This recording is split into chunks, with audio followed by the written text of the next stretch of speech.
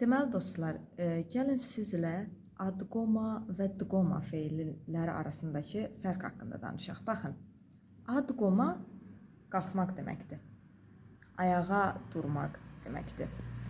Dqoma bu isə ayaq üstə durmaq deməkdir. Məsələn, adqoma feili indiki zamanda hallananda bu olur mevdqebi. Mevdqebi, yəni mən ayağa dururam. Amma dqoma feilini biz indiki zamanda hallandıranda deyirik mevdqa var. Mevdqa var, yəni mən dururam, ayaq üstə dururam, haradasa dururam. Məsələn, dönüb deyəndə ki, skolistin vdqa var, məktəbin önündə dururam.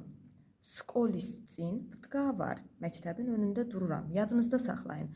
Adqoma ayağa durmaq, ayağa qalxmaq deməkdir. Dqoma bu isə durmaq deməkdir, ayaq üstə durmaq deməkdir. Adqoma indiki zamanda olur mevdqebi, yəni mən ayağa dururam, oturduğum yerdən.